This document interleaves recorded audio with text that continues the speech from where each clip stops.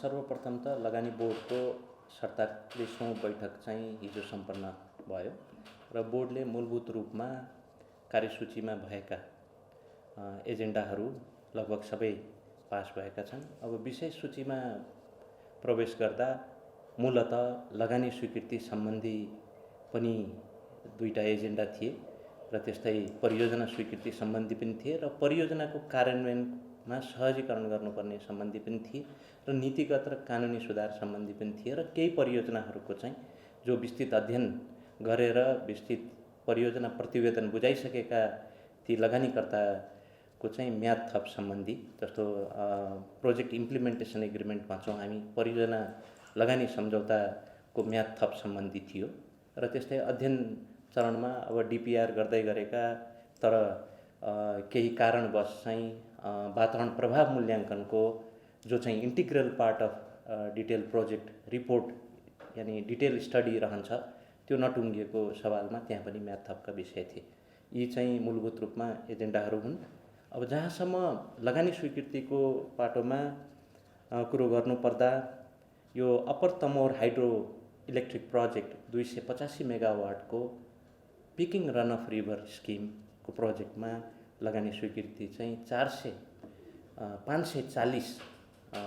Million US डलरको छ, जसको इक्विभ्यालेन्ट एनपिआर लगभग 63 अरब हुन जान्छ, जो चाहिँ ताप्लेजुङ जिल्लामा अवस्थित छ। त्यस्तै अर्को लगानी स्वीकृति भएको चाहिँ मनाङमा बेस तल्लो मनाङ मर्स्याङ्दी, जो चाहिँ एउटा क्यास्केड रूपमा त्यहाँ प्रोजेक्ट डेभलप हुँदै गरेको छ, जसको जडित क्षमता 139.2 मेगावाटको छ। त्यो पनि picking run of river scheme हो, जो अहिले हाम्रो चाहिँ ओभरअल पावर सिस्टममा त्यस्तो स्किमको प्रोजेक्टहरूको चाहिँ आवश्यकता छ। यसको चाहिँ 33 अरब 41 करोडको लगानी स्वीकृति भएको छ।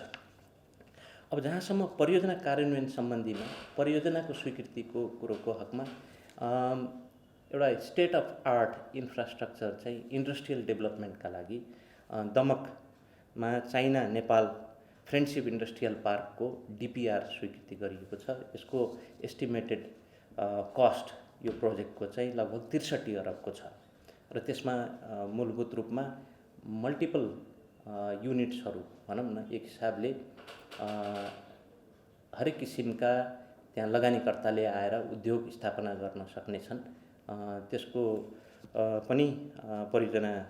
स्वीकृति भएको छ। र त्यस्तै Tamor storage hydro power project, जसको क्यापेसिटी 756 मेगावाट छ, त्यसमा प्राविधिक समितिले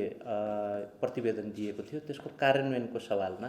किनभने त्यसको अध्ययन अनुमति पत्र दिनुपर्ने र त्यसका लागि अध्ययन अनुमति पत्र जारी गर्नका लागि चाहिँ केही कानुनी व्यवस्था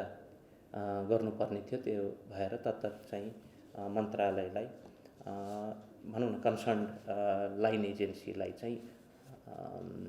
उचित कानुनी व्यवस्था गरिदिनका लागि चाहिँ डिसिजन भएको छ, त्यो निर्देशन दिने। र त्योभन्दा बाहेक पश्चिम सेती र SR6 को प्रोजेक्ट, जो चाहिँ स्टोरेज प्रोजेक्ट हो र यसलाई प्याकेज गरेर नेसनल इन्भेस्टमेन्ट समिट 2019मा सोकेस गरिएको प्रोजेक्टको सवालमा जे जति विगतमा त्यो प्रक्रिया थालनी गरिएको थियो, त्यो प्रक्रियालाई टुङ्गोमा पुर्याउनु पर्ने विगतको प्रक्रियालाई रद्द गरी अब तत्पश्चात यो प्रोजेक्टको चाहिँ प्रोजेक्टको खाका, परियोजनाको खाका र परियोजनाको विकास तथा लगानीको खाका तयार गर्ने प्रयोजनका लागि अध्ययन र सिफारिस सहित चाहिँ प्रतिवेदन बोर्डमा पेश गर्न कार्यदेश दिएको छ र एउटा अध्ययन कमिटी चाहिँ राष्ट्रिय योजना आयोगको उपाध्यक्षज्यूको संयोजकत्वमा रेलिभेन्ट चाहिँ एजेन्सिजहरू, लाइन एजेन्सिज भनेको मिनिस्ट्रिजका चाहिँ सचिवज्यू लगायत लगानी बोर्डको प्रमुख कार्यकारी अधिकृत सम्मिलित चाहिँ त्यो कमिटी गठन भएको छ। त्यस्तै मैले अघि कानुनी सुधार सम्बन्धी एजेन्डाको सवालमा विदेशी मुद्रा सटही र फन्ड ट्रान्सफर सुविधा सिफारिस सम्बन्धी कार्यविधि 2078लाई स्वीकृति दिएको छ। यसले हामीलाई लगानीकर्ता लाई सहजीकरण गर्न एउटा लेभलको इफेक्टिभनेस र इफिसियन्सी र सहज रूपमा चाहिँ फेसिलिटेसनका कार्य सम्पादन गर्न सहज तुल्याउने छ। त्यस्तै अघि मैले भने परियोजनाको म्याद थप सम्बन्धी दाङ सिमेन्ट इन्डस्ट्री प्राली र सम्राट सिमेन्ट दाङ सिमेन्ट जो चाहिँ लगभग अनुमानित लागत 31 अरबको प्रोजेक्ट छ, 6000 टन्स पर डे को क्यापेसिटीको प्रोजेक्टमा परियोजनाको चाहिँ लगानी सम्झौताको म्याद चाहिँ थप गरिएको छ। यो कोभिडको कारण लगायत अरू कारणले गर्दा त्यो अगाडि बढ्न सकेको अवस्था थिएन, तर विकासकर्ताको निरन्तर प्रयास र हामीसँगको कम्युनिकेसन र उसको सिरियसनेसलाई मध्यनजर गरी उचित समय चाहिएको थियो। त्यो समयका लागि टाइम एक्सटेन्सन। त्यस्तै सम्राट सिमेन्टको हकमा पनि म्याद थपको विषय छ र मुक्तिनाथ केबल कार परियोजना जसको विस्तृत परियोजना प्रतिवेदनको मूल्याङ्कनको कार्य चलिरहेको अवस्था र त्यस्तै वातावरण प्रभाव मूल्याङ्कनको चाहिँ सम्बन्धित निकाय वन मन्त्रालयबाट